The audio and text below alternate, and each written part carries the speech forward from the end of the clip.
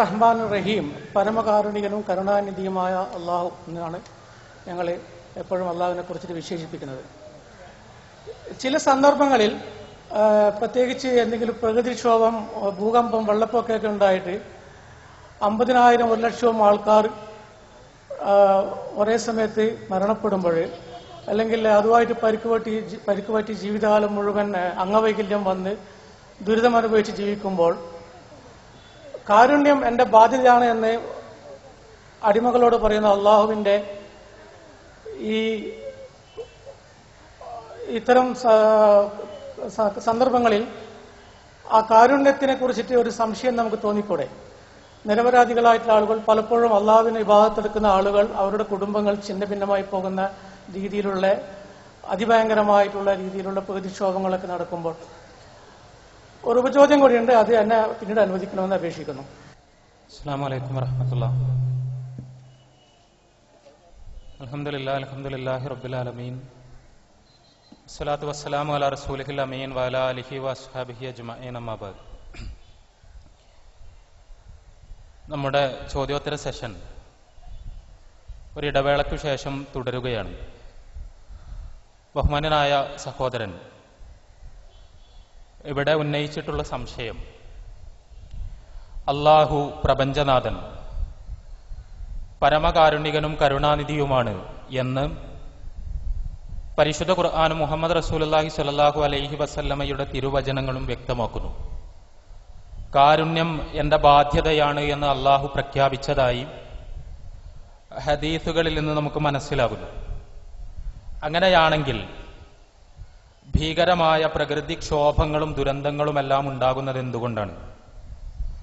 ആ പ്രകൃതിക്ഷോഭങ്ങളിൽ, പ്രകൃതി ദുരന്തങ്ങളിൽ മരണമടയുന്ന വ്യക്തികൾ, അതിലൂടെ ഛിന്ന ഭിന്നമാകുന്ന അവരുടെ കുടുംബങ്ങൾ, ഇവരോടൊന്നും അല്ലാഹു കാരുണ്യം കാണിക്കാത്തത് എന്തുകൊണ്ടാണ് എന്ന ചോദ്യമാണ് ഉന്നയിക്കപ്പെട്ടിരിക്കുന്നത്. നമ്മളിവിടെ മനസ്സിലാക്കേണ്ട വളരെ അടിസ്ഥാനപരമായൊരു കാര്യം, അല്ലാഹുവിന്റെ അറിവിനെ കുറിച്ചുള്ള ചില കാര്യങ്ങളാണ്. നമ്മുടെ അറിവ് വളരെ പരിമിതമാണ്. നമ്മുടെ അറിവിന്റെ പരിമിതി എന്ന് പറയുന്നത് ആ അറിവ് തീർത്തും വർത്തമാനനിഷ്ഠമാണ്. നമുക്ക് നമ്മുടെ അനുഭവത്തിൽ ഇന്ന് നടക്കുന്ന കാര്യങ്ങളെക്കുറിച്ച് മാത്രമേ അറിയാനും മനസ്സിലാക്കാനും വിലയിരുത്താനും കഴിയൂ. നാളെ നമ്മുടെ ജീവിതം ഏത് വഴിയിലൂടെയാണ് കടന്നു പോകുന്നത് എന്ന് മനസ്സിലാക്കാൻ നമുക്കൊരിക്കലും കഴിയില്ല. എന്നാൽ അള്ളാഹുവിനെ സംബന്ധിച്ചിടത്തോളം അള്ളാഹുവിന്റെ അറിവ് കാലനിരപേക്ഷമാണ്. അവന്റെ അറിവിന് കാലത്തിൻ്റെതായ പരിമിതികളില്ല. ഇന്നലെ, ഇന്ന്, നാളെ തുടങ്ങിയ സങ്കല്പങ്ങൾ അള്ളാഹുവിനെ സംബന്ധിച്ചിടത്തോളം അപ്രസക്തമാണ്. അള്ളാഹുവിനെ സംബന്ധിച്ചിടത്തോളം നമ്മുടെ ജീവിതത്തിൽ കഴിഞ്ഞുപോയതും ഇപ്പോൾ നടന്നുകൊണ്ടിരിക്കുന്നതും വരാനിരിക്കുന്നതുമായ എല്ലാ സംഭവങ്ങളും അള്ളാഹുവിന്റെ അറിവിൽ വളരെ കൃത്യമായി ഉള്ളതാണ്, നേരത്തെ തന്നെ ഉള്ളതാണ്. ഇവിടെ അള്ളാഹു ഒരാളോട് കാണിച്ചത് ക്രൂരതയാണോ കാരുണ്യമാണോ എന്ന് നമ്മൾ വിലയിരുത്തുന്നത് തീർത്തും വർത്തമാനനിഷ്ഠമായ നമ്മുടെ മനസ്സുപയോഗിച്ചുകൊണ്ടാണ്. നമ്മളൊരാളുടെ ജീവിതം കാണുന്നു, അയാൾ ചില കെടുതികൾ അനുഭവിക്കുന്നതായി നമ്മൾ മനസ്സിലാക്കുന്നു. ആ കെടുതികളിൽ നിന്ന് അയാളോട് അള്ളാഹു ക്രൂരത കാണിക്കുകയാണ് ചെയ്യുന്നത് എന്ന് നമുക്ക് തോന്നുന്നു. എന്നാൽ യഥാർത്ഥത്തിൽ അയാളുടെ ജീവിതത്തിൽ നാളെ എന്താണ് സംഭവിക്കാനിരിക്കുന്നത് എന്ന് മനസ്സിലാക്കിയാൽ മാത്രമേ അയാളുടെ അനുഭവത്തിൽ ആത്യന്തികമായി ഈ ദുരന്തം എങ്ങനെയാണ് കടന്നു വരുന്നത് എന്ന് നമുക്ക് തിരിച്ചറിയാൻ കഴിയൂ. നമ്മൾ സാധാരണയായി ഒരു ഉദാഹരണം പറയാറുണ്ട്. നമ്മളൊരു സ്ഥലത്തേക്ക് പോകാൻ വേണ്ടി വീട്ടിൽ നിന്ന് ഇറങ്ങുന്നു. ആ വീട്ടിൽ നിന്ന് ഇറങ്ങുന്ന സമയത്ത് നമ്മുടെ മനസ്സിലുള്ള പ്രാർത്ഥന നമ്മുടെ റോഡിലൂടെ വരുന്ന ഒന്നാമത്തെ ബസ് തന്നെ നിർത്തണം, നമ്മളെ അതിൽ കയറ്റണം എന്നാണ്. നമ്മൾ റോഡ് വക്കത്ത് ബസ് കാത്തു നിൽക്കുന്നു, ബസ് വരുന്നു, നമ്മൾ കൈ കാണിക്കുന്നു. ആ കൈ കാണിക്കുന്ന സമയത്ത് ബസ് നിർത്താതെ കടന്നു പോകുന്നു. നിർത്താതെ കടന്നുപോയ ബസ്സിനെ നോക്കി അള്ളാഹു എന്റെ പ്രാർത്ഥന കേട്ടില്ല എന്നും എന്നോട് കാരുണ്യം കാണിച്ചില്ല എന്നും നമുക്ക് പറയാം.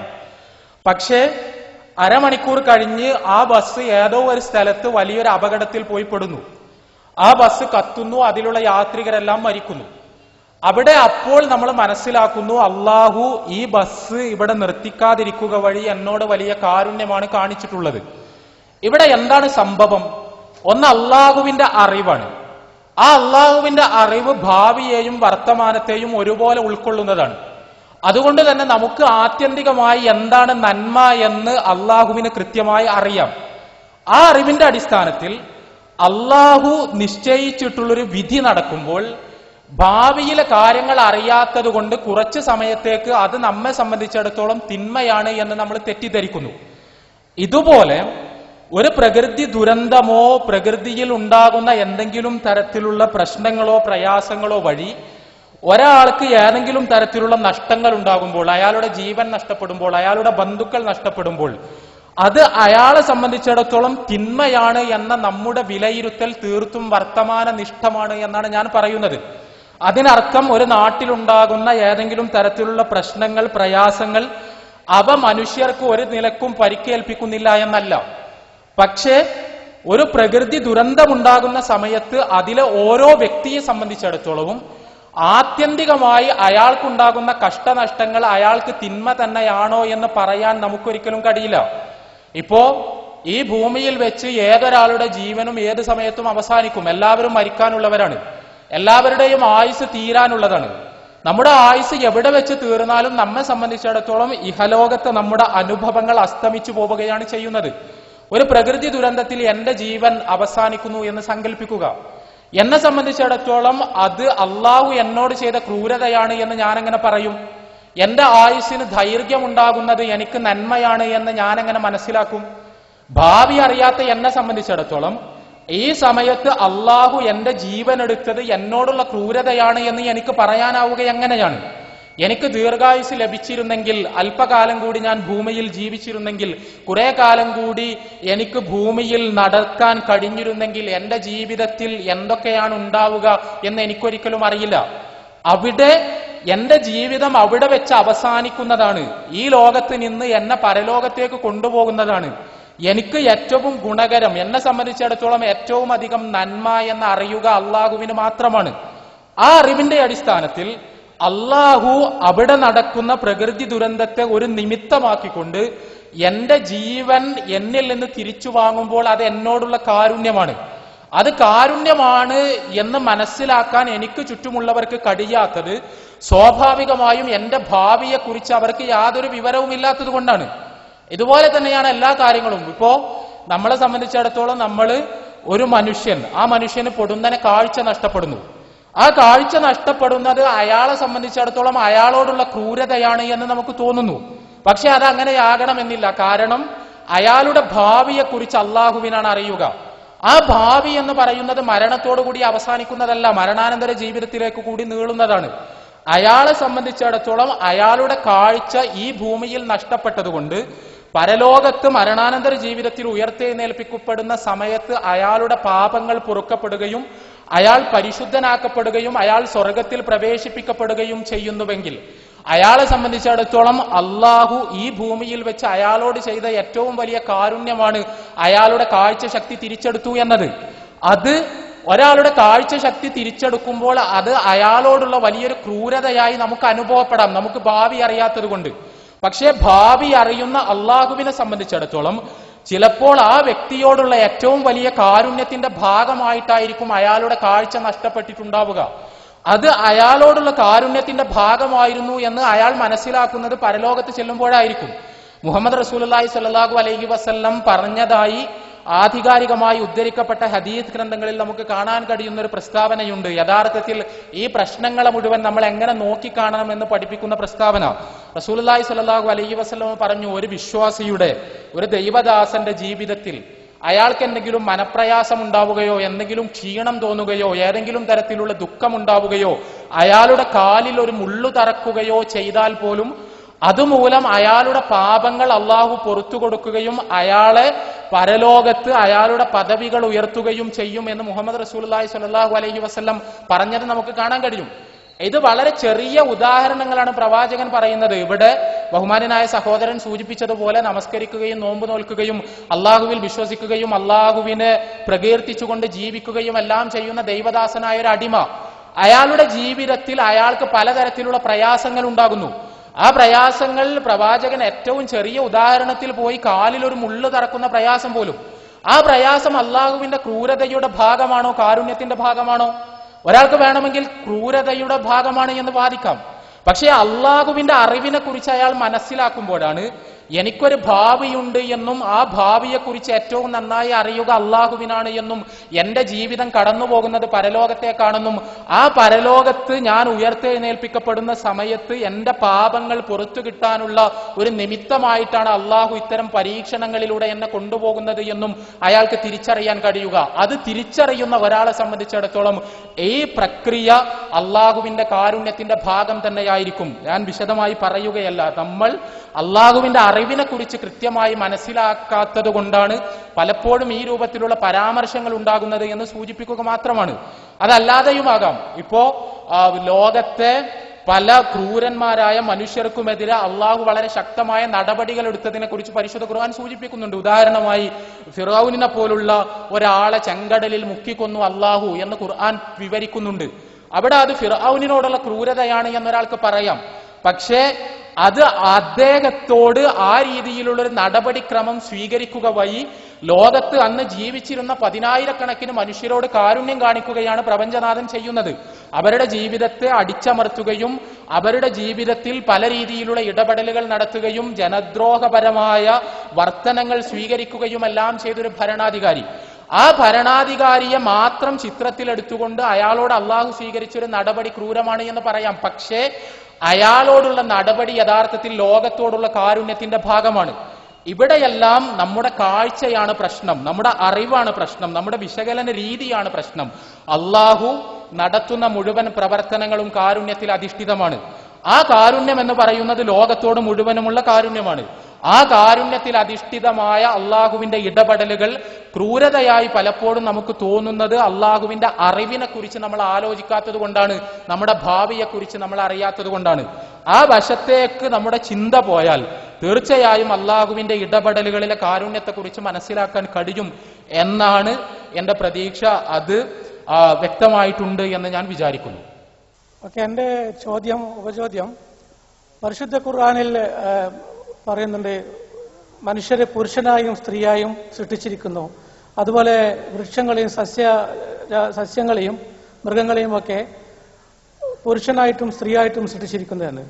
ഇപ്പൊ റീസെന്റ് ഒരു സുപ്രീം കോടതിയിൽ ഒരു വിധി വന്നിട്ടുണ്ടായിരുന്നു. പുരുഷനും സ്ത്രീയുമല്ലാത്ത ഒരു വർഗം, മനുഷ്യവർഗം, അതായത് നപുംസകം എന്ന് വിളിക്കുന്ന ഫാർ ഈസ്റ്റിലും ഏഷ്യ ഉപഖണ്ഡത്തിലൊക്കെ വളരെയധികമുള്ള ഒരു വർഗമാണ്.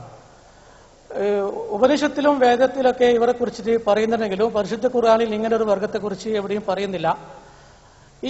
ഈ വർഗത്തിന് നമ്മുടെ ഇസ്ലാമിക നിയമപ്രകാരം സ്വത്തവകാശം വരുമ്പോൾ ഇസ്ലാമിക നിയമപ്രകാരം അവർ ഏത് രീതിയിലാണ് പരിഗണിക്കുക? ആണായിട്ട് കൂടുതൽ സ്വത്ത് കൊടുക്കുമോ, അല്ല പെണ്ണായി കരുതിയിട്ട് പുരുഷനില്ലാത്ത രീതിയിൽ 2/3 3/1 ആയിട്ടുള്ള കുറഞ്ഞ രീതിയിലുള്ള സ്വത്ത് കൊടുക്കാനാണോ ശരീഅത്തിൽ വിവാദം ചെയ്തിരിക്കുന്നത്? ബഹുമാനനായ സഹോദരന്റെ അടുത്ത ചോദ്യം, ആണിനെ കുറിച്ചും പെണ്ണിനെ കുറിച്ചും പരിശുദ്ധ ഖുർആനിലും തിരുസുന്നത്തിലും പരാമർശങ്ങളുണ്ട്. എന്നാൽ ആണും പെണ്ണുമല്ലാത്തൊരു വിഭാഗത്തെക്കുറിച്ച്, നപുംസക ലിംഗത്തിൽപ്പെട്ടവരെ കുറിച്ച് ഖുർആനിലോ ഹദീസിലോ യാതൊരു പരാമർശവുമില്ല.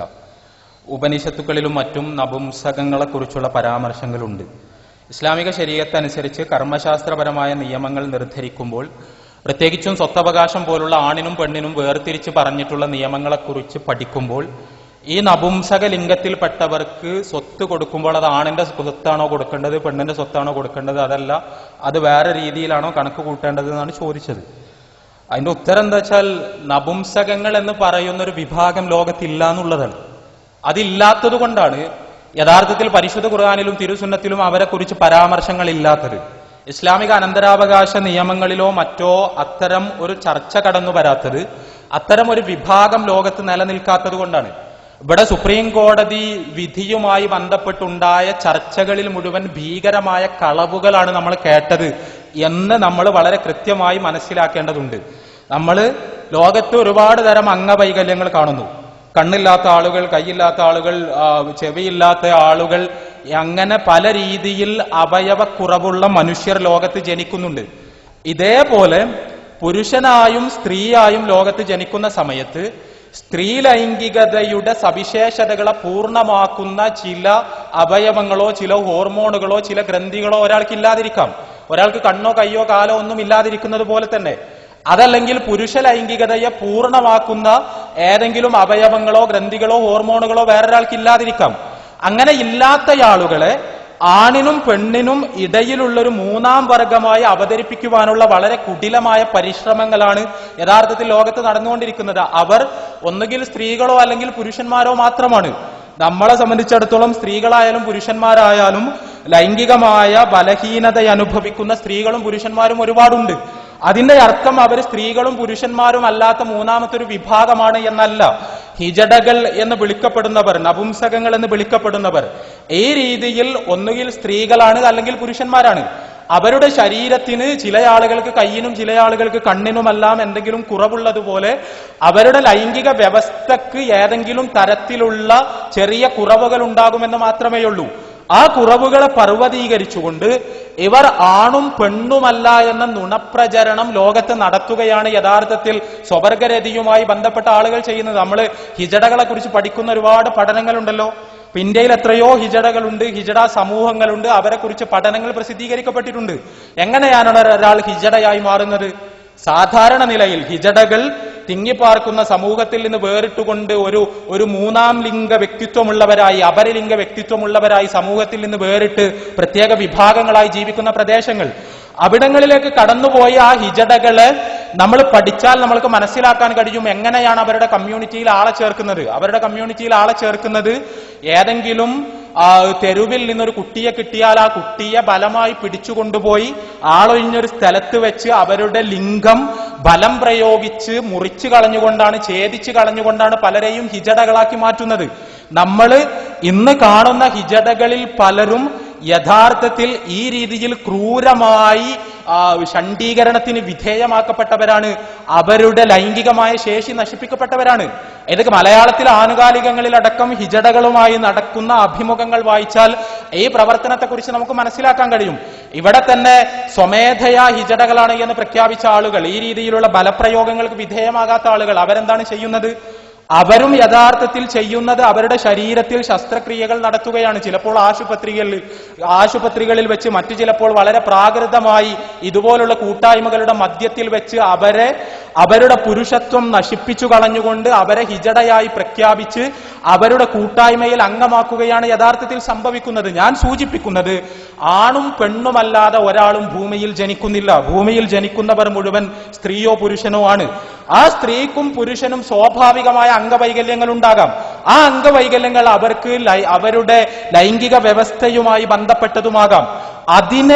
ആ ലൈംഗിക വ്യവസ്ഥയുമായി ബന്ധപ്പെട്ട അംഗവൈകല്യങ്ങളെ ദുർവ്യാഖ്യാനിച്ചുകൊണ്ട് ഇവരെ ഒരു മൂന്നാം ലിംഗമായി ഉയർത്തി കാണിക്കുവാനുള്ള ശ്രമങ്ങളാണ് നടക്കുന്നത്. അത് നടക്കുന്നത് വേറൊന്നുമല്ല. അത് നടക്കുന്നത് എന്തിനാണ് എന്ന് ചോദിച്ചാൽ സ്വവർഗരതിക്ക് നിയമപരമായ സാധുത ലഭിക്കണം എന്ന് പറയാൻ വേണ്ടിയാണ്. സ്ത്രീയും പുരുഷനും എതിർലിംഗങ്ങളിൽ പെട്ടവരാണ് സാധാരണ നിലയിൽ ലൈംഗികമായ സഹജീവിതം നടക്കേണ്ടത് പ്രകൃതിപരമായി.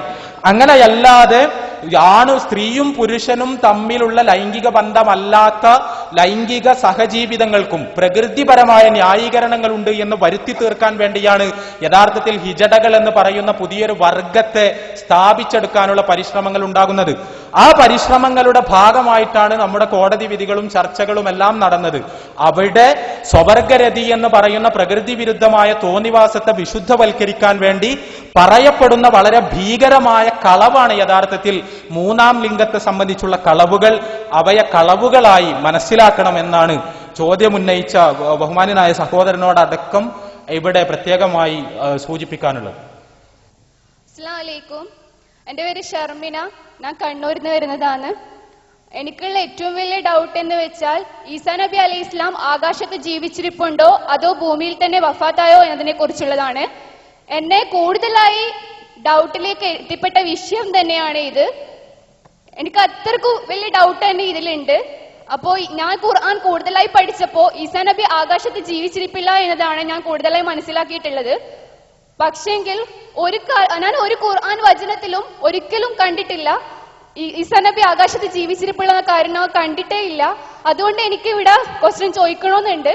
അതുകൊണ്ട് ഞാൻ ഇവിടെ വന്നിട്ടുള്ളത്. എനിക്ക് ആൻസർ പറഞ്ഞു തരൂ എന്നുള്ള വിശ്വാസത്തിലാണ് ഞാൻ ക്വസ്റ്റ്യൻ ചോദിക്കാൻ തീരുമാനിക്കുന്നത്. ഞാൻ ഫസ്റ്റ് പറയുന്നത് വെച്ചാൽ മായിദ എന്ന സൂറത്തില് 116, 117 എന്ന വചനത്തിൽ അള്ളാഹു പറയുന്നു, പുനരുദ്ധാന നാളിൽ ഈസാ നബിയോട് ക്വസ്റ്റ്യൻ ചോദിക്കുന്നതിനെ കുറിച്ചാണ് അള്ളാഹു പറയുന്നത്. അല്ലയോ ഈസ, നിന്നെയും നിന്റെ മാതാവിനെയും ദൈവമായി സ്വീകരിക്കാൻ നീയാണോ ജനങ്ങളോട് പറഞ്ഞത്? അപ്പോൾ അദ്ദേഹം പറയും, ഞാൻ അവരുടെ കാലത്ത് ഉണ്ടായിരുന്നിടത്തോളം കാലം ഞാൻ അവരുടെ മേൽ സാക്ഷിയായിരുന്നു. നീ പൂർണ്ണമായി എന്നെ എടുത്തപ്പോൾ, അതായത് മരിപ്പിച്ചപ്പോൾ, എനിക്കൊന്നും അറിയില്ല നാഥ. അദ്ദേഹം പിന്നീടും ആകാശത്ത് നിന്ന് താഴോട്ടേക്ക് വരികയാണെങ്കിൽ അദ്ദേഹം കാണുകയില്ലേ? അദ്ദേഹത്തെ ദൈവമായി സ്വീകരിക്കുന്നത് അദ്ദേഹം കാണുകയില്ലേ? പക്ഷെ എന്തുകൊണ്ട് അദ്ദേഹം ഇവിടെ പറഞ്ഞു, ഞാൻ ഒന്നും കണ്ടിട്ടില്ല നാഥ, എനിക്കൊന്നും അറിയില്ല, അവരെന്നെ ദൈവമായി സ്വീകരിക്കുന്നത് എനിക്കറിയില്ല? എന്തുകൊണ്ട് പറഞ്ഞു എന്നതാണ് എന്റെ സംശയം. സഹോദരിയുടെ ചോദ്യം വിഷയാധിഷ്ഠിതമല്ലെങ്കിലും സ്വാഭാവികമായും ഈസാ അലൈഹിസ്സലാത്തു വസ്സലാമയുമായി ബന്ധപ്പെട്ട വളരെ പ്രസക്തമായ ഒരു ചോദ്യമായതുകൊണ്ട് അത് വിശദീകരിക്കുകയാണ്. വിശുദ്ധ ഖുർആൻ ശ്രദ്ധേയരായ ചില പ്രവാചകന്മാരെ പേരെടുത്ത് സംസാരിച്ചിട്ടുണ്ട്. അക്കൂട്ടത്തിൽ ഇസ്രായേൽ തറവാട്ടിലേക്ക്, ബനി ഇസ്രായേലിലേക്ക് കടന്നു വന്ന ശ്രദ്ധേയനായ പ്രവാചകനാണ് ഈസാ അലൈഹിസ്സലാത്തു വസ്സലാം. ഈസാ അലൈഹിസ്സലാത്തു വസ്സലാമയെ കുറിച്ച് വ്യത്യസ്തങ്ങളായ തെറ്റായ ധാരണകളും വിശ്വാസങ്ങളും വെച്ചു പുലർത്തുന്ന ആളുകൾ നമുക്കിടയിലുണ്ട്. അവിടെ ഈസാ അലൈഹിസ്സലാത്തു വസ്സലാം ആരെന്ന് വളരെ കൃത്യമായി വിശുദ്ധ ഖുർആൻ സൂറ ബഖറയിലും സൂറ സഫിലും സൂറ മാഇദയിലും സൂറ ആൽ ഇംറാനിലും സൂറ മറിയത്തിലും എല്ലാം തന്നെ ഖണ്ഡിതമായി നമുക്ക് പഠിപ്പിച്ചു തരുന്നുണ്ട്. ഈസാ അലൈഹിസ്സലാത്തു വസ്സലാം പുരുഷ സ്പർശമില്ലാതെ പടച്ചറബിന്റെ പ്രത്യേകമായ ഇടപെടലിലൂടെ മറിയം ബീവി ഗർഭം ധരിക്കുകയും അങ്ങനെ ലോകത്തൊരു അത്ഭുതമായി, ഒരു ദിവ്യ ദൃഷ്ടാന്തമായി കടന്നു വന്ന, അള്ളാഹുവിന്റെ ദിവ്യ ദൃഷ്ടാന്തമായി പടച്ചറബിന്റെ പ്രത്യേക ഇടപെടലിലൂടെ ജനിച്ച പ്രവാചകനാണ് ഈസാ അലൈഹിസ്സലാത്തു വസ്സലാം. ആ ഈസാ അലൈഹിസ്സലാത്തു വസ്സലാം മറ്റിതര പ്രവാചകന്മാരെ പോലെ തന്നെ തനിക്ക് ലഭിച്ച ദിവ്യ വെളിപാടിന്റെ അടിസ്ഥാനത്തിൽ സത്യമത പ്രബോധന രംഗത്ത് സജീവമാവുകയും അതോടൊപ്പം തന്നെ അള്ളാഹുവിന്റെ കൃത്യമായ തീരുമാനത്തിന്റെയും നടപടിക്രമത്തിന്റെയും ഭാഗമെന്നോണം അള്ളാഹു അദ്ദേഹത്തെ ഈ ഭൂമി ലോകത്തു നിന്നും അവന്റെ അടുക്കലേക്ക് ഉയർത്തി എന്നാണ് വളരെ ഖണ്ഡിതമായി വിശുദ്ധ ഖുർആൻ നമ്മെ പഠിപ്പിക്കുന്നത്. ഈസാ അലൈഹിസ്സലാത്തു വസ്സലാമയെ ഞങ്ങൾ കൊന്നിരിക്കുന്നു എന്ന് വാദിച്ച യഹൂദികൾ, യഹൂദ റബ്ബിമാർ, ഞങ്ങൾ അവരെ ക്രൂശിച്ചു എന്ന് പറയുന്ന പ്രഖ്യാപിക്കുന്ന ആളുകൾ, അവർക്കെല്ലാം വിശുദ്ധ ഖുർആൻ മറുപടി നൽകുന്നുണ്ട്. വമാ ഖതലു വമാ സ്വലബു വലാകിൻ ശുബ്ബിഹ ലഹും വഇന്നല്ലദീന ഇഖ്തലഫൂ ഫീഹി ലഫീ ശഖ്ഖിൻ മിൻ മാ ലഹും ബിഹി മിൻ ഇൽമിൻ ഇല്ലാ ഇത്തിബാഅ അൽ-ളൻ വമാ ഖതലൂഹു യഖീന ബൽ റഫഅഹു അല്ലാഹു ഇലൈഹി വകാന അല്ലാഹു അസീസൻ ഹകീമ. വിശുദ്ധ ഖുർആൻ 4-ാം അധ്യായം സൂറ നിസായിലൂടെയാണ് ഇക്കാര്യം നമ്മെ പഠിപ്പിക്കുന്നത്. ഈസാ അലൈഹിസ്സലാത്തു വസ്സലാമെ ആരും കൊന്നിട്ടില്ല, അദ്ദേഹത്തെ ആരും ക്രൂശിച്ചിട്ടില്ല. മറിച്ച് അവർ എല്ലാ അർത്ഥത്തിലും തെറ്റുധാരണകളിലാണ്, ഊഹാപോഹങ്ങളിലാണ്. എന്താണ് വസ്തുത എന്ന് വിശുദ്ധ ഖുർആൻ പറയുന്നു. ബർ റഫഅഹു അല്ലാഹു ഇലൈഹി വകാന അല്ലാഹു അസീസൻ ഹകീമ. പടച്ച റബ്ബ് അദ്ദേഹത്തെ തന്നിലേക്ക് ഉയർത്തി എന്ന് തന്നെ വിശുദ്ധ ഖുർആൻ നമ്മെ പഠിപ്പിക്കുന്നു. വിശുദ്ധ ഖുർആന്റെ ഈ ആയത്തിനെ വിശദീകരിച്ചു തന്നത് മുഹമ്മദ് നബി സല്ലല്ലാഹു അലൈഹി വസല്ലമയാണ്. വിശുദ്ധ ഖുർആനിലെ ഏത് ആയത്താണെങ്കിലും, സൂറ ഫാത്തിഹയിലെ ബിസ്മില്ലാഹിർ റഹ്മാനിർ റഹീം എന്ന ആയത്താണെങ്കിലും, സൂറ നാസിന്റെ അവസാനത്തെ ആയത്താണെങ്കിലും, സൂറ മാഇദയിലാകട്ടെ, ബഖറയിലാകട്ടെ, സൂറ സഫിലാകട്ടെ, മറിയമാകട്ടെ, ഖുർആനിലെ ഏത് ആയത്തും ഏത് സൂറയും നമുക്ക് പഠിപ്പിച്ചു തന്നത് മുഹമ്മദ് നബി സല്ലല്ലാഹു അലൈഹി വസല്ലമയാണ്. ആ ആയത്തിനെ എങ്ങനെയാണ് റസൂലുള്ളാഹി സ്വല്ലല്ലാഹു അലൈഹി വസല്ലമ നമുക്ക് വിശദീകരിച്ചു തന്നത്? ആ വിശദീകരണത്തെ പ്രവാചകന്റെ മുന്നിലുള്ള ശ്രോതാക്കളായ സഹാബിവര്യന്മാർ എങ്ങനെയാണ് മനസ്സിലാക്കിയത്? ആ ശ്രേഷ്ഠരായ സഹാബിവര്യന്മാരുടെ ഫഹം എന്താണ് വിഷയത്തിൽ? ഈസാ അലൈഹിസ്സലാത്തു വസ്സലാം പടച്ചറബിന്റെ വല്ലാത്ത ഇടപെടലിനെന്നോണം പുരുഷ സ്പർശമില്ലാതെ പിറന്നു വീണത് ഒരു അത്ഭുതമാണ് എങ്കിൽ ഈസാ അലൈഹിസ്സലാത്തു വസ്സലാമയെ ജീവനോടെ പടച്ചറബ് തന്റെ അടുക്കലേക്ക് ഉയർത്തി എന്നതും ഒരു അത്ഭുതമാണ്. മാത്രമല്ല, ഈ ആയത്തിനെ കൃത്യമായി പഠിപ്പിച്ച് മുഹമ്മദ് മുസ്തഫ സല്ലല്ലാഹു അലൈഹി വസല്ലമ നമുക്ക് പറഞ്ഞു തന്നു. അതെ, നാളെ അല്ലെങ്കിൽ ലോകാവസാനത്തിന് മുമ്പായി ഈസാ അലൈഹിസ്സലാത്തു വസ്സലാം കടന്നു വരുമെന്നും അതോടൊപ്പം തന്നെ അദ്ദേഹം കുറച്ചു കാലം ഇവിടെ ഭരിക്കുമെന്നും ഇമാമുൻ ആദിലായി ഭരണം നടത്തുമെന്നും ദജ്ജാലിനെ വധിക്കുമെന്നും കുരിശ് തകർക്കുമെന്നും പന്നിയെ വധിക്കുമെന്നും തുടങ്ങിയ വിശുദ്ധ ഖുർആനിന്റെ ആയത്തുകളെ വിശദീകരിച്ചുകൊണ്ട് റസൂൽ കരീം സല്ലല്ലാഹു അലൈഹി വസല്ലമ നമുക്ക് വിശദീകരണം നൽകി. ഒരു കാര്യം വ്യക്തം, അള്ളാഹുവിന്റെ ആയത്തുകളുടെ അടിസ്ഥാനത്തിൽ കുല്ലു നഫ്സിൻ ദാഇഖത്തുൽ മൗത്ത്, എല്ലാവരും മരണത്തിന് വിധേയമാകുക തന്നെ ചെയ്യും.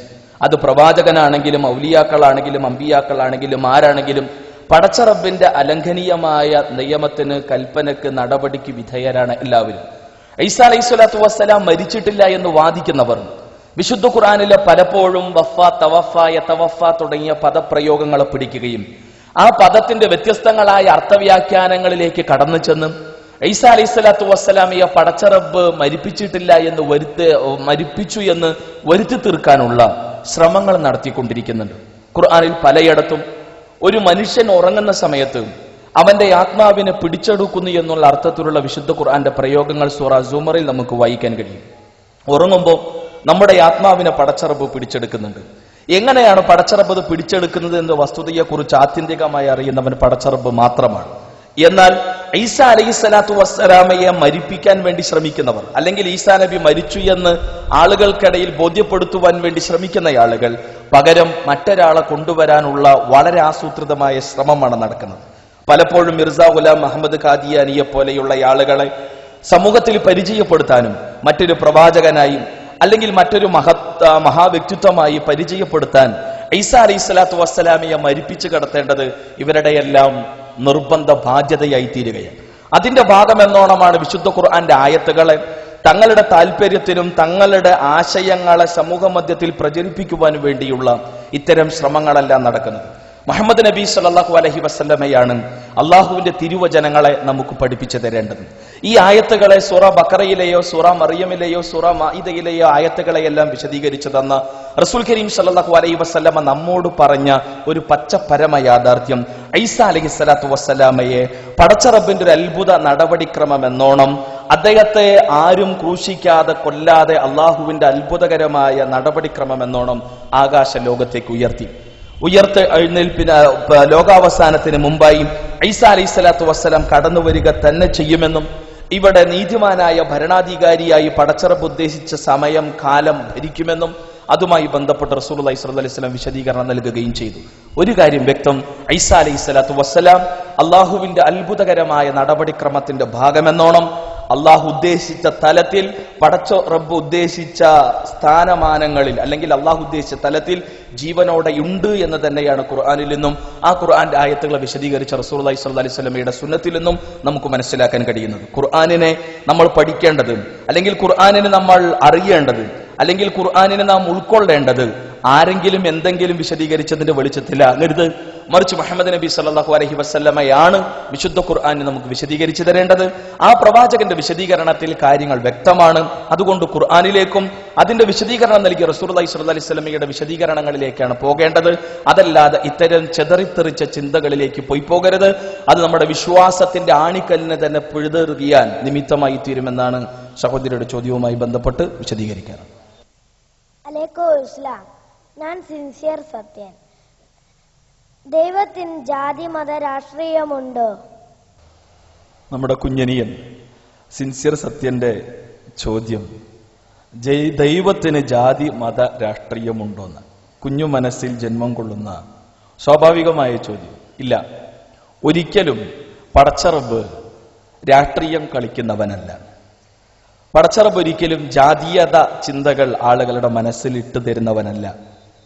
മറിച്ച് അള്ളാഹുവിനെ വളരെ വിശദമായി ഇവിടെ വിശദീകരണത്തിൽ വിശദീകരിച്ചു. ആരാണ് ഈ മഹാപ്രപഞ്ചത്തിന്റെ നാഥൻ?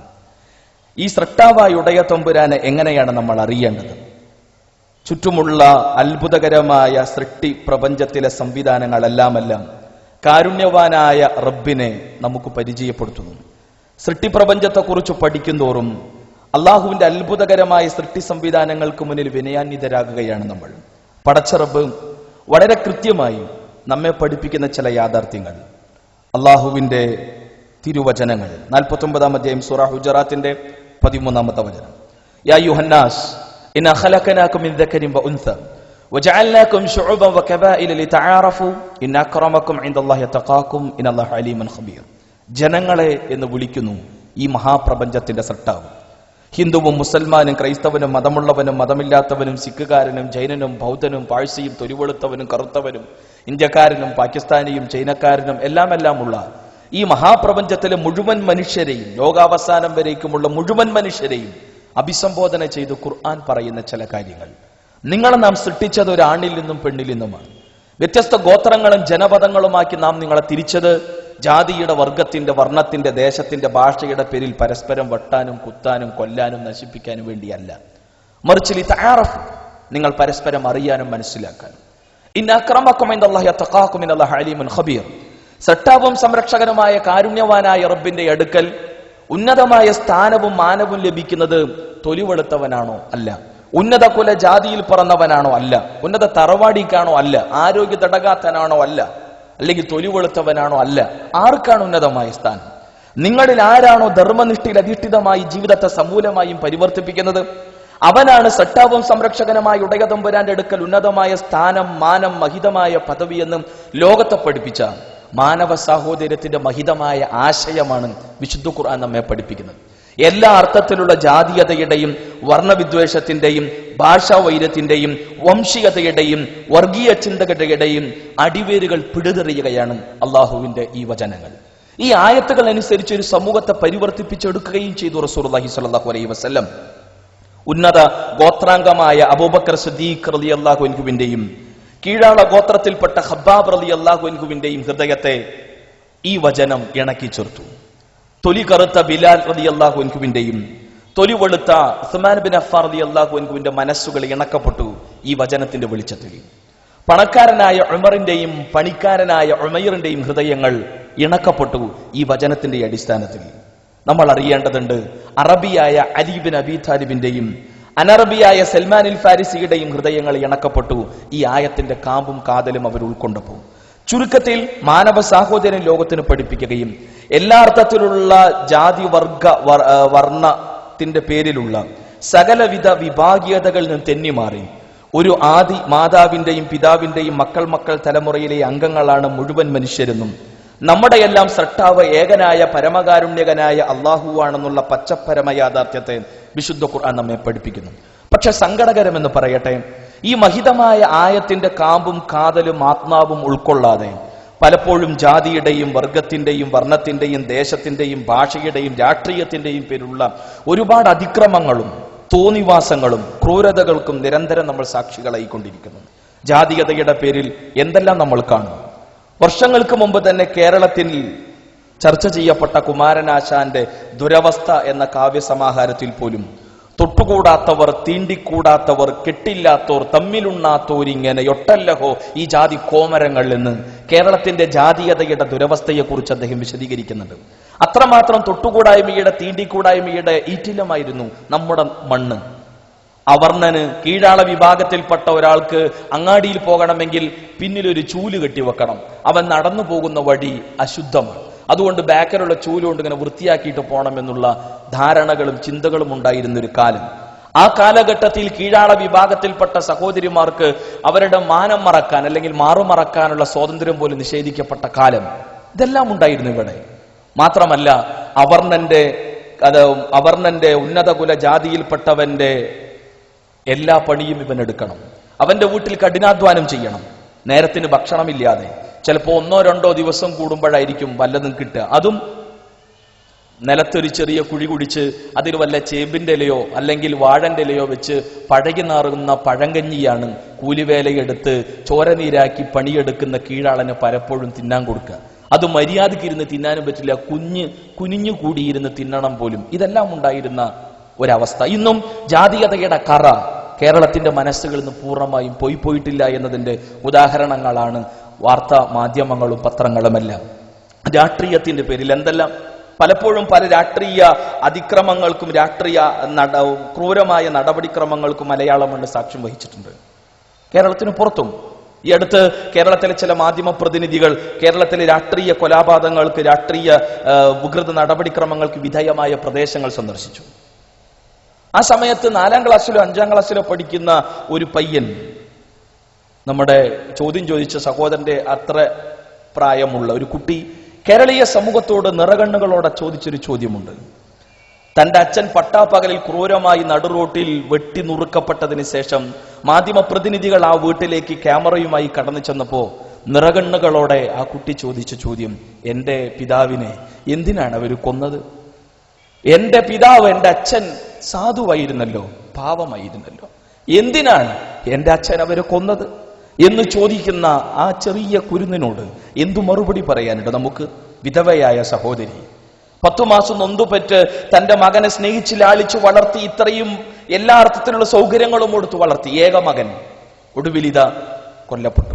വിധവയായ മരുമകൾ, അതേപോലെ തന്നെ അനാഥനായ തന്റെ പേരക്കുട്ടി, ഇവർ രണ്ടുപേർക്കുമിടയിൽ നടുവിലിരുന്ന് കരയുന്ന കൊല്ലപ്പെട്ട സഹോദരന്റെ മാതാവ് നിറകണ്ണങ്ങളോട് നമ്മളോട് ചോദിച്ച ചില ചോദ്യങ്ങളുണ്ട്. ഞാൻ സ്നേഹിച്ചു വളർത്തിയ എന്റെ മകൻ, 10 മാസം നൊന്തുപെറ്റ് സംരക്ഷിച്ച് ഞാൻ വളർത്തിയെടുത്ത എന്റെ മകനെ കൊന്നിട്ട് എന്ത് നേടിയവർ എന്ന് ചോദിക്കുമ്പോൾ എന്താണ് നമുക്ക് പറയാനുള്ള മറുപടി? എന്തെങ്കിലും, അല്ലെങ്കിൽ വേറെന്തെങ്കിലും രക്തസാക്ഷിത്വ പദവികൾ നമുക്ക് കൊടുക്കാം, അതല്ലെങ്കിൽ വേറെന്തെങ്കിലും പാട്ടപ്പിരിവുകൾ കൊടുത്ത് നമുക്ക് ആ കുടുംബത്തെ എന്തെങ്കിലുമൊക്കെ ചെയ്യാം. പക്ഷേ നഷ്ടപ്പെട്ടു പോയ ആ ബാലന്റെ മകനെ, ആ ബാലന്റെ പിതാവിന് തിരിച്ചു കൊടുക്കാൻ നമുക്ക് കഴിയുമോ? നഷ്ടപ്പെട്ടു പോയ സ്നേഹനിധിയായ ഒരു ഭർത്താവിനെ തിരിച്ചു കൊടുക്കാൻ നമുക്ക് കഴിയുമോ? സ്നേഹനിധിയായ മകനെ തിരിച്ചു കൊടുക്കാൻ നമുക്ക് കഴിയുമോ? ഇല്ല. രാഷ്ട്രീയ പ്രവർത്തനങ്ങളും നടപടിക്രമങ്ങളും സമൂഹത്തിന്റെയും രാഷ്ട്രത്തിന്റെയും പൗരന്മാരുടെയും നന്മക്കും വിജയത്തിനും പുരോഗതിക്കുമാവണം, നഷ്ടത്തിനും നാശത്തിനും ഗതികേടുകൾക്കും നിമിത്തമാകരുത്. ഇസ്ലാം സട്ടാവായ ഉടയതമ്പുരാനെ പരിചയപ്പെടുത്തുന്നു. അവന്റെ കൽപ്പനകളും നിയമങ്ങളും നിർദ്ദേശങ്ങളും മുന്നോട്ട് വെക്കുന്നു. മാനവ സാഹോദര്യവും മാനവ ഐക്യവുമാണ് ഇസ്ലാം മുന്നോട്ട് വെക്കുന്നത്. ആ ഐക്യമുണ്ടാകണമെങ്കിൽ അടിസ്ഥാനപരമായി ദൈവമൊന്ന് മാനവരൊന്ന് എന്ന മഹിതമായ സന്ദേശത്തെ നെഞ്ചിലേറ്റിയേ തീരൂ. അതുകൊണ്ടാണ് വിശുദ്ധ ഖുർആൻ 49-ാം അധ്യായം സൂറ ഹുജറാത്തിന്റെ 13-ാമത്തെ ആയത്തിലൂടെ ഇക്കാര്യം ഉണർത്തിയത്. അതുകൊണ്ട് ഇസ്ലാം പരിചയപ്പെടുത്തുന്ന ഈ മഹാപ്രപഞ്ചത്തിന്റെ നാഥൻ ഒരർത്ഥത്തിലും ജാതീയ വിഭാഗ രാഷ്ട്രീയ നടപടിക്രമങ്ങൾ കളിക്കുന്നവനല്ല, മറിച്ച് തന്റെ അടിമകളായ മാനവരാശിക്ക് സ്വർഗത്തിലേക്കുള്ള വഴിയും വെളിച്ചവും കാണിച്ചു തന്ന കാരുണ്യവാനും പരമകാരുണ്യവനുമാണ് ഈ മഹാപ്രപഞ്ചത്തിന്റെ നാഥനെന്ന് നമ്മൾ ഓരോരുത്തരും തിരിച്ചറിയണമെന്നാണ് ഈ ചോദ്യവുമായി ബന്ധപ്പെട്ട് ഉണർത്താനുള്ളത്. അസ്സലാമു അലൈക്കും. ഞാൻ ചാലാട് സ്വദേശിനിയാണ്. എൻ്റെ ചോദ്യം, ഇസ്ലാം മുന്നോട്ട് വെക്കുന്ന ദൈവസങ്കല്പം ഏകദൈവത്വമാണ്. എന്നാൽ ദൈവം ഏകനാകേണ്ടതിൻ്റെ യുക്തിപരമായ ആവശ്യകത എന്താണ്? ദൈവം ഒന്നിൽ കൂടുതൽ ഉണ്ടെങ്കിൽ ഉണ്ടാകുന്ന ഭവിഷ്യത്തുകൾ എന്തൊക്കെ? സഹോദരിയുടെ ചോദ്യം, ഇസ്ലാം മുന്നോട്ട് വെക്കുന്ന ദൈവവിശ്വാസം ഏകദൈവ വിശ്വാസമാണെന്നും എന്നാൽ ആ ഏകദൈവ വിശ്വാസത്തിലെ യുക്തി എന്താണ് എന്നാണ്. ഒന്നിലധികം ദൈവങ്ങൾ ഉണ്ടെങ്കിൽ എന്താണ് പ്രശ്നം എന്നുള്ളതാണ്. തീർച്ചയായും ഈ പ്രപഞ്ചത്തെക്കുറിച്ചും പ്രപഞ്ചത്തിലെ സംവിധാനങ്ങളെക്കുറിച്ചും പ്രപഞ്ചത്തിന്റെ വ്യത്യസ്തങ്ങളായ ഘടനകളെക്കുറിച്ചും പഠിക്കുന്ന ആളുകൾക്ക് ഒന്നിലധികം ദൈവങ്ങളുണ്ടെങ്കിൽ ഈ പ്രപഞ്ചത്തിലുണ്ടാകുന്ന പ്രശ്നങ്ങൾ എന്താണ് എന്നുള്ളത് വളരെ വ്യക്തമായി മനസ്സിലാക്കാൻ സാധിക്കുമെന്നുള്ളതാണ്. പരിശുദ്ധ ഖുർആൻ തന്നെ ഏകദൈവ വിശ്വാസത്തെ സൂചിപ്പിച്ചപ്പോൾ ഏകനായ ദൈവത്തെ സമർത്ഥിച്ചതിന് ശേഷം വിശുദ്ധ ഖുർആൻ പറയുന്ന ഒരു കാര്യം, ലൗ കാന ഫീഹിമാ ആലിഹത്തൻ ഇല്ലല്ലാഹ് ലഫസദത, അല്ലാഹു അല്ലാത്ത ഒരു ദൈവം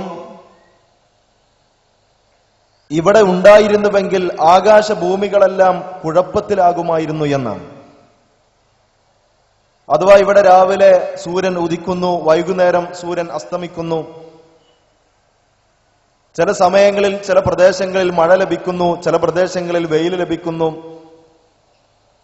ഇവിടെ വെളിച്ചമുണ്ടാകുന്ന സന്ദർഭങ്ങളുണ്ട്, ഇരുട്ടുണ്ടാകുന്ന സന്ദർഭങ്ങളുണ്ട്.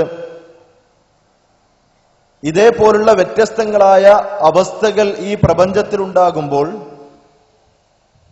അത് ഒന്നിലധികം ദൈവങ്ങളുടെ നിയന്ത്രണത്തിലാണെങ്കിൽ പ്രപഞ്ചത്തിന്റെ ഈ വ്യവസ്ഥ തന്നെ തകരാറിലാകും എന്നതാണ് ഇസ്ലാം പഠിപ്പിച്ചത്. കാരണം ഒരു ദൈവം ഒരു ദിവസം തീരുമാനിക്കുകയാണ് ഇന്നേതായാലും രാവിലെ സൂര്യൻ ഉദിക്കേണ്ടതില്ല, കുറച്ചു സമയം അങ്ങനെ നിൽക്കട്ടെ എന്ന് ഒരു ദൈവം വിചാരിക്കുന്നു. ഒരു ദൈവം വിചാരിക്കുന്നു ഇപ്പൊ തന്നെ വെളിച്ചം വരണം എന്നുള്ളത്. ഒരു ദൈവം വിചാരിക്കുകയാണ് ഇപ്പൊ മഴ പെയ്യണം, ഇന്ന പ്രദേശത്ത് മഴ പെയ്യണം എന്ന്. മറ്റൊരു ദൈവം അവിടെ മഴ പെയ്യണ്ട എന്ന് തീരുമാനിക്കുന്നു. ഇങ്ങനെ ഓരോന്നും ഒരു വാഹനത്തിന് ഒന്നിലധികം ഡ്രൈവർമാരുണ്ടെങ്കിൽ ആ വാഹനത്തിന്റെ ഗതി എന്തായിരിക്കുമോ അതിനേക്കാൾ ഭീകരമായ പ്രശ്നങ്ങളായിരിക്കും ഒന്നിലധികം ദൈവങ്ങൾ ഈ പ്രപഞ്ചത്തിലുണ്ടെങ്കിൽ എന്നുള്ളതാണ്. അതുകൊണ്ടാണ് പരിശുദ്ധ ഖുർആൻ ഏതൊരാൾക്കും മനസ്സിലാകുന്ന രൂപത്തിൽ ഈ പ്രപഞ്ചത്തിൽ ഈ പ്രപഞ്ചത്തിന്റെ സട്ടാവ്, ആ സട്ടാവാണ് ഈ പ്രപഞ്ചത്തെ നിയന്ത്രിക്കുന്നത് എന്നും ആ സട്ടാവല്ലാത്ത ഒരു ദൈവം ഈ പ്രപഞ്ചത്തിലില്ല എന്നും ഈ സട്ടാവായ ദൈവം ഉള്ളതുകൊണ്ട് തന്നെ മറ്റൊരു ദൈവത്തിന്റെ പ്രസക്തിയില്ല എന്നതടക്കമുള്ള അടിസ്ഥാനപരമായ കാര്യങ്ങൾ പരിശുദ്ധ ഇസ്ലാം പഠിപ്പിച്ചിട്ടുള്ളത്. അതാണ് ഇസ്ലാമിലെ ദൈവവിശ്വാസത്തെക്കുറിച്ചുള്ള വിശദീകരണങ്ങൾ. അതല്ലാതെ ഒന്നിലധികം ദൈവങ്ങളുണ്ടെങ്കിൽ തീർച്ചയായും നമ്മുടെ വ്യക്തിപരമായ ജീവിതത്തിൽ പോലും അത് ഒരുപാട് പ്രയാസങ്ങൾ സൃഷ്ടിക്കും എന്ന കാര്യമാണ് ഇസ്ലാം വിശദീകരിച്ചിട്ടുള്ളത് എന്നാണ് സൂചിപ്പിക്കാനുള്ളത്.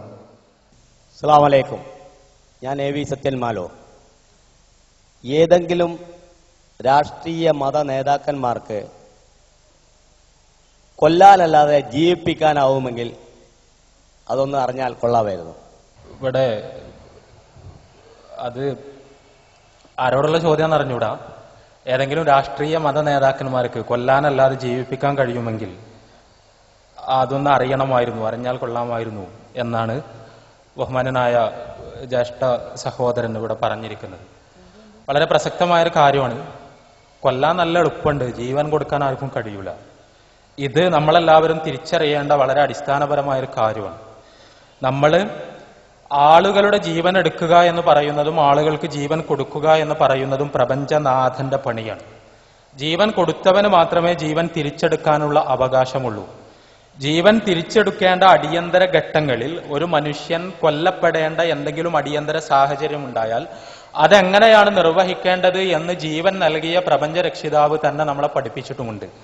അതല്ലാത്ത രീതിയിൽ നിരപരാധികളായ ആളുകളെ വധിച്ചുകൊണ്ടുള്ള, അത് രാഷ്ട്രീയത്തിന്റെ പേരിലായാലും മതത്തിന്റെ പേരിലായാലും വർഗീയതയുടെ പേരിലായാലും ജാതീയതയുടെ പേരിലായാലും എല്ലാം അത് മഹാപാപമാണ്. ഇവിടെ സൂചിപ്പിക്കപ്പെട്ടതുപോലെ ഒരു മനുഷ്യൻ അത് ചെയ്യുന്നത് ഒരു കടുങ്കയാണ്. ഇസ്ലാമിനെ സംബന്ധിച്ചിടത്തോളം ഇസ്ലാമിനതിൽ വളരെ കൃത്യമായൊരു വീക്ഷണമുണ്ട്. അദ്ദേഹത്തിൻ്റെത് ഒരു ചോദ്യമല്ല, പക്ഷേ ഇത് പരാമർശിക്കപ്പെട്ട സ്ഥിതിക്കഥ പറയണം എന്ന് എനിക്ക് തോന്നുന്നു. ഖുർആനിലെ 5-ാമത്തെ അധ്യായം സൂറത്തുൽ മാഇദയിലെ 32-ാമത്തെ വചനത്തിൽ നമ്മൾ വായിക്കും, മൻ ഖതല നഫ്സൻ ബിഗൈരി നഫ്സിൻ ഔ ഫസാദിൻ ഫിൽ അർളി ഫകഅന്നമാ ഖതലൻ നാസ ജമീഅ. നിരപരാധിയായ ഒരു മനുഷ്യനെ ആരെങ്കിലും വധിച്ചാൽ ലോകത്തിലെ മുഴുവൻ മനുഷ്യരെയും വധിച്ചതിന് തുല്യമായ കൊടും പാതകമാണ് അയാൾ ചെയ്തത് എന്ന് പരിശുദ്ധ ഖുർആൻ പഠിപ്പിക്കുന്നു. വമൻ അഹ്യാഹ ഫകഅന്നമാ അഹ്യൻ നാസ ജമീഅ. നിരപരാധിയായ ഒരു മനുഷ്യന്റെ ജീവൻ ആരെങ്കിലും രക്ഷിച്ചാൽ ലോകത്തിലെ മുഴുവൻ മനുഷ്യരുടെയും ജീവൻ രക്ഷിച്ചതിന് തുല്യമായ സൽപ്രവർത്തനമാണ് അയാൾ നിർവഹിച്ചിരിക്കുന്നത് എന്നും പരിശുദ്ധ ഖുർആൻ പഠിപ്പിക്കുന്നു. ഇവിടെ ലോകത്തിലെ ഏതെങ്കിലും ഒരു മനുഷ്യന്റെ രക്തം ചിന്തുന്നത് യഥാർത്ഥത്തിൽ ലോകത്തിലെ മുഴുവൻ മനുഷ്യരുടെയും രക്തം ചിന്തിയതിന് തുല്യമായ കൊടും പാതകമാണ് എന്നും നിരപരാധിയായൊരു മനുഷ്യന്റെ ജീവൻ രക്ഷിക്കുന്നത്, അതിനുവേണ്ടി പരിശ്രമിക്കുന്നത് ലോകത്തിലെ മുഴുവൻ മനുഷ്യരുടെയും ജീവൻ രക്ഷിക്കാൻ വേണ്ടിയുള്ള പരിശ്രമമാണ് എന്നും ഖുർആൻ ബോധ്യപ്പെടുത്തുന്നു. തീർച്ചയായും കണ്ണൂരിനെ പോലുള്ള ഒരു പ്രദേശത്ത് രാഷ്ട്രീയ കൊലപാതകങ്ങൾ ഒരു വാർത്തയല്ലാതായി മാറിക്കഴിഞ്ഞിട്ടുള്ള ഒരു സന്ദർഭത്തിലും സമയത്തും ഇത് സംസാരിക്കുമ്പോൾ പരിശുദ്ധ ഖുർആനിന്റെ ഈ വീക്ഷണത്തിന് വലിയ പ്രസക്തിയുണ്ട്. അതോടൊപ്പം നമ്മളെല്ലാവരും മനസ്സിലാക്കേണ്ട ഒരു കാര്യം, കൊല്ലാൻ പാടില്ല കൊല്ലാൻ പാടില്ല കൊല്ലാൻ പാടില്ല എന്ന് നമ്മൾക്ക് എല്ലാവർക്കും പറയാം. പക്ഷെ എന്തുകൊണ്ട് കൊല്ലാൻ പാടില്ല എന്ന ചോദ്യത്തിന് ഉത്തരം പറയാനാണ് നമ്മൾക്ക് കഴിയേണ്ടത്. കൊല്ലാൻ പാടില്ല എന്ന് വെറുതെ ഒരു വർത്തമാനം പറയാനും അതിന് തത്വശാസ്ത്രം പടക്കാനും അത് സുന്ദരമായ വാക്കുകളിൽ ആവിഷ്കരിക്കുവാനും നമ്മൾക്ക് എല്ലാവർക്കും കഴിയും. ഇവിടെ പ്രശ്നം മനുഷ്യന് കൊല്ലാൻ കഴിയും എന്നതൊരു സത്യമാണ്. തന്റെ സഹോദരനെ ആയുധം ഉപയോഗിച്ചുകൊണ്ട്, തന്റെ കൈകൾ ഉപയോഗിച്ചുകൊണ്ട് മനുഷ്യനെ കൊല്ലാൻ കഴിയും എന്നതൊരു സത്യമാണ്. അത് മനുഷ്യന് കഴിയുമെന്നിരിക്കെ എന്തുകൊണ്ട് അത് പാടില്ല എന്നതാണ് ചോദ്യം. ആ ചോദ്യത്തിന് ഉത്തരം നൽകാൻ ഭൗതികവാദ ദർശനങ്ങൾക്കൊന്നും കഴിയുന്നില്ല. ലോകത്ത് പ്രപഞ്ചത്തിനൊരു സ്രഷ്ടാവില്ല എന്ന് വാദിക്കുന്ന ഭൗതികവാദ ദർശനങ്ങൾക്കൊന്നും പദാർത്ഥവാദത്തിൽ അധിഷ്ഠിതമായ ലോകവീക്ഷണങ്ങൾക്കൊന്നും എന്തുകൊണ്ട് മനുഷ്യവധം പാടില്ല എന്ന ചോദ്യത്തിന് ഉത്തരം നൽകാൻ കഴിയുന്നില്ല. ഇസ്ലാമിനെ സംബന്ധിച്ചിടത്തോളം മനുഷ്യനെ വധിക്കുന്നത് പാപമാണ്, കൊലപാതകം ഒരു കുറ്റകൃത്യമാണ്, അത് അതീവ ഗൗരവതരമാണ് എന്ന് ഇസ്ലാം വെറുതെ പറഞ്ഞു പോവുകയല്ല, മറിച്ച് അതിന് കൃത്യമായ ന്യായങ്ങൾ ഇസ്ലാം വ്യക്തമാക്കുന്നുണ്ട്. ഇസ്ലാമികമായ വീക്ഷണത്തിൽ നമ്മുടെ ജീവിതം പ്രപഞ്ച സ്രഷ്ടാവിന്റെ സമ്മാനമാണ്. നമ്മളെ പടച്ചിട്ടുള്ളത് ആ പ്രപഞ്ച സ്രഷ്ടാവാണ്. ആ പ്രപഞ്ച സ്രഷ്ടാവ് നമുക്ക് കനിഞ്ഞരുളിയ ജീവിതം, ഈ ജീവിതം എങ്ങനെ ഈ ലോകത്ത് മുന്നോട്ട് കൊണ്ടുപോകണമെന്ന് പ്രപഞ്ചനാഥൻ തന്നെ അവന്റെ പ്രവാചകന്മാരിലൂടെ പഠിപ്പിച്ചിട്ടുണ്ട്. അവന്റെ പ്രവാചകന്മാർ ചെയ്യണമെന്ന് പറഞ്ഞത് മുഴുവൻ ചെയ്യുകയും ചെയ്യരുത് എന്ന് പറഞ്ഞത് ഒന്നും ചെയ്യാതിരിക്കുകയും ചെയ്തുകൊണ്ടാണ് മനുഷ്യന്റെ ജീവിതം മുന്നോട്ട് പോകേണ്ടത്.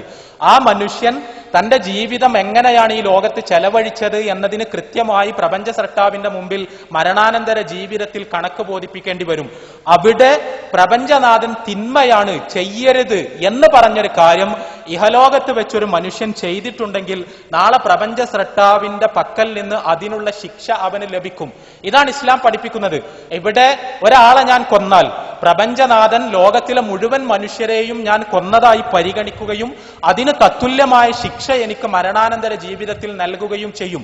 ആ ഭയപ്പാടിന്റെ അടിസ്ഥാനത്തിലാണ്, നാളെ പടച്ച തമ്പുരാന്റെ മുന്നിൽ കണക്ക് പറയേണ്ടി വരും എന്ന ബോധത്തിന്റെ അടിസ്ഥാനത്തിലാണ് കൊലപാതകം നടത്താൻ പിശാച് എത്ര തന്നെ പ്രേരിപ്പിച്ചാലും ആ ക്രൂരകൃത്യത്തിൽ നിന്ന് പിന്മാറാൻ എനിക്ക് കഴിയുന്നത്.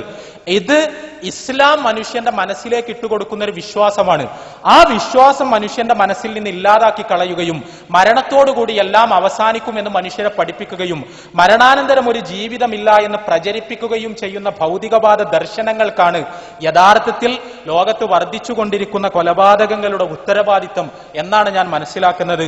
ഇതുപോലുള്ളൊരു ചർച്ചയിൽ, ഒരു സംവാദത്തിൽ അത്തരമൊരു തലത്തിലേക്ക് കൂടി നമ്മുടെ വർത്തമാനങ്ങൾ കടന്നു പോകേണ്ടതുണ്ട് എന്ന് തോന്നിയത് കൊണ്ട് അതുകൂടി സൂചിപ്പിച്ചു എന്ന് മാത്രമേ ഉള്ളൂ. എന്റെ ചോദ്യത്തിന് കൃത്യമായ ഉത്തരം കിട്ടിയില്ല. എന്താണെന്ന് വെച്ചാൽ, ജീവിപ്പിക്കാൻ ഏത് മതരാഷ്ട്രീയക്കാർക്ക് കഴിയും? ജീവൻ കൊടുക്കാൻ, കൊല്ലാൻ ഒരു 2ാം ക്ലാസ് പഠിക്കുന്ന കുട്ടിക്ക് വരെ ആവും. അത് അഡ്വാൻസ് ടെക്നോളജി ഉണ്ട്. ഇപ്പോൾ ജീവിപ്പിക്കാൻ ഏത് മതരാഷ്ട്രീയ നേതാക്കന്മാർ മുന്നോട്ട് വരുന്നു?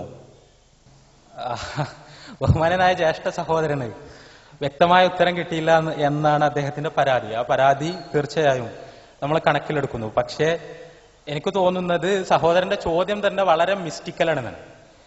എന്താണ് കൃത്യമായി ഉദ്ദേശിച്ചത് എന്ന്, ജീവൻ കൊടുക്കാൻ ആർക്ക് കഴിയും എന്ന ചോദ്യത്തിനാണ് ആർക്കും കഴിയൂല എന്ന് ഞാൻ പറഞ്ഞത്. ജീവൻ എന്നത് അക്ഷരാർത്ഥത്തിലാണ് ഉപയോഗിച്ചതെങ്കിൽ, ഒരാൾക്ക് ജീവൻ കൊടുക്കുക എന്ന് പറയുന്നത്, ആരെയെങ്കിലും ജീവിപ്പിക്കുക എന്ന് പറയുന്നത്, മരണപ്പെട്ട ഒരാൾക്ക് ജീവൻ തിരിച്ചു കൊടുക്കുക എന്ന് പറയുന്നത്, ഒരു നിർജീവ വസ്തുവിന് ജീവൻ കൊടുക്കുക എന്ന് പറയുന്നത് മതരാഷ്ട്രീയ നേതാക്കൾക്ക് എന്നല്ല, എല്ലാ മനുഷ്യർക്കും, ഭൂമിയിലെ എല്ലാ സൃഷ്ടികൾക്കും അത് അസാധ്യമാണ്.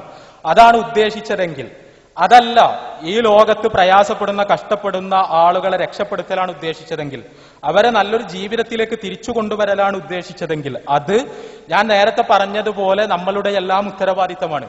ആ ഉത്തരവാദിത്തം നിർവഹിക്കാൻ നമ്മളെല്ലാവരും കടപ്പെട്ടവരാണ്. അതല്ലാതെ ഏതെങ്കിലും മതരാഷ്ട്രീയ നേതാക്കൾ മാത്രമല്ല, എല്ലാ മനുഷ്യരും അതിന് കടപ്പെട്ടവരാണ്. അത് എല്ലാ മനുഷ്യരും നിർവഹിക്കേണ്ട ഒരു പ്രവർത്തനമാണ്. അത് എന്തിനു നിർവഹിക്കണം? അതാണ് ഞാൻ പറഞ്ഞത്. മരണത്തോടുകൂടി മനുഷ്യന്റെ ജീവിതം അവസാനിച്ചു പോകും എന്ന് വിചാരിക്കുന്ന ഒരാളെ സംബന്ധിച്ചിടത്തോളം മറ്റുള്ളവരുടെ ജീവിതം നന്നാക്കാനും അവരുടെ കഷ്ടപ്പാടുകൾ പരിഹരിക്കാനും അവരെ സഹായിക്കാനും അയാൾ എന്തിനു പോകണം? അങ്ങനെ പോയത് കൊണ്ട് എന്താണ് ഗുണമെന്ന് അയാളുടെ മനസ്സിൽ ഒരു ചോദ്യമുണ്ട്. ആ ചോദ്യത്തിന് ഉത്തരം പറയുന്നത് ഇസ്ലാം മാത്രമാണ്. ഇസ്ലാം പഠിപ്പിക്കുന്നു, നിന്റെ ജീവിതം പ്രപഞ്ചനാഥൻ നിനക്ക് നൽകിയ സമ്മാനമാണ്. നിന്റെ ജീവിതം അവന്റെ നിരീക്ഷണത്തിലാണ്. നീ ചെയ്യുന്ന ഓരോ പ്രവർത്തനവും അവൻ രേഖപ്പെടുത്തി വെക്കുന്നു. നിന്റെ ജീവിതത്തിലെ നന്മകൾക്ക് മുഴുവൻ അവൻ മരണാനന്തര ജീവിതത്തിൽ പ്രതിഫലം നൽകുന്നു. ആ പ്രതിഫലം കാക്ഷിച്ചുകൊണ്ടാണ് നീ ഈ ജീവിതത്തിൽ സൽപ്രവർത്തനങ്ങൾ നടത്തേണ്ടത് എന്ന് ഖുർആനും സുന്നത്തും പഠിപ്പിക്കുന്നു. ആ വിശ്വാസമുള്ള ഒരു വ്യക്തിയെ സംബന്ധിച്ചിടത്തോളം, ഇപ്പൊ പരിശുദ്ധ ഖുർആനിന്റെ വചനം ഞാൻ ഉദ്ധരിച്ചു, ഒരാളുടെ നിരപരാധിയായ ഒരു മനുഷ്യനെ ജീവിപ്പിച്ചാൽ എന്നാണ് ഖുർആനിന്റെ പ്രയോഗം. അവിടെ ജീവിപ്പിക്കുക എന്ന് പറയുമ്പോൾ നേരത്തെ പറഞ്ഞ അർത്ഥത്തിലല്ല, മറിച്ച് ഒരാൾക്കൊരു ജീവിതം കൊടുക്കുക എന്ന് ആലങ്കാരികമായി നമ്മൾ മലയാളത്തിൽ പറയുമ്പോഴുള്ള അർത്ഥം. അയാളെ സഹായിക്കുക എന്നത്, അയാളെ ഒരു അപകട ഘട്ടത്തിൽ നിന്ന് രക്ഷപ്പെടുത്തുക എന്നത്, അയാളെ ഒരാൾ വധിക്കാൻ വരുമ്പോൾ അയാൾക്ക് സുരക്ഷയാവുക എന്നത്, അയാളുടെ ജീവിത സൗകര്യങ്ങൾ ഒരുക്കി കൊടുക്കുക എന്നത്, ഇതെല്ലാമാണ് അതിന്റെ വിവക്ഷ. അതൊരാൾ നിർവഹിച്ചാൽ അവിടെ ലോകത്തിലെ മുഴുവൻ മനുഷ്യരെയും രക്ഷിച്ചതിന് തുല്യമായ പ്രവർത്തനമാണ് അയാൾ നടത്തിയിരിക്കുന്നത് എന്ന് ഖുർആൻ പറയുന്നു. പിന്നെ ജീവൻ കൊടുക്കുക എന്നുള്ളതിന് ഇതൊന്നും അല്ലാത്തൊരു അർത്ഥം ഉണ്ടാകാം. അതെന്താന്ന് വെച്ചാൽ ലോകത്തിലുള്ള മനുഷ്യർ മുഴുവൻ അവർ ആത്മീയമായ ചേതനയറ്റവരാണ്, ആത്മീയമായ ചൈതന്യം നഷ്ടപ്പെട്ടു പോയവരാണ്. അവർക്ക് ആത്മീയമായ ചൈതന്യം കൊടുക്കാൻ ആർക്ക് കഴിയുമെന്ന ചോദ്യത്തിലാകാം, എന്ന അർത്ഥത്തിലുമാകാം ആ ചോദ്യം. മരണാനന്തര ജീവിതത്തിൽ നിത്യജീവൻ പ്രാപിക്കുവാൻ മനുഷ്യരെ ആർക്ക് സഹായിക്കാൻ കഴിയുമെന്ന ചോദ്യത്തിലാകാം. ആ അർത്ഥത്തിലാണെങ്കിലും അതിന്റെ ഉത്തരം ഇസ്ലാമിന് എന്നത് മാത്രമാണ്. പരിശുദ്ധ ഖുർആനിന്റെയും റസൂലുള്ളാഹി സ്വല്ലല്ലാഹു അലൈഹി വസല്ലമയുടെയും ജീവിതചര്യയുടെ അടിസ്ഥാനത്തിൽ നമ്മളുടെ ജീവിതത്തിലെ നിലപാടുകളെയും നമ്മുടെ ഇടപെടലുകളെയും ക്രമീകരിക്കുമ്പോഴാണ് നമ്മുടെ ജീവിതത്തിന് ആത്മീയമായ ചൈതന്യം ഉണ്ടാകുന്നതും മരണാനന്തര ജീവിതത്തിൽ നമ്മൾക്ക് രക്ഷപ്പെടാനും വിജയം പ്രാപിക്കാനും എല്ലാം കഴിയുന്നതും. അത് ഒരുപാട് നാനാർത്ഥങ്ങൾക്ക് സാധ്യതയുള്ള പദപ്രയോഗങ്ങൾ ഉപയോഗിച്ചത് കൊണ്ടാണ് ഈ രീതിയിൽ തന്നെ ഉത്തരം പറയുന്നത്. അതിനേക്കാൾ വളരെ സ്പഷ്ടമായി എന്താണ് ഉദ്ദേശിച്ചത് എന്ന് സഹോദരൻ വ്യക്തമാക്കുകയാണെങ്കിൽ അത് ആ രീതിയിൽ പറയാവുന്നതാണ്.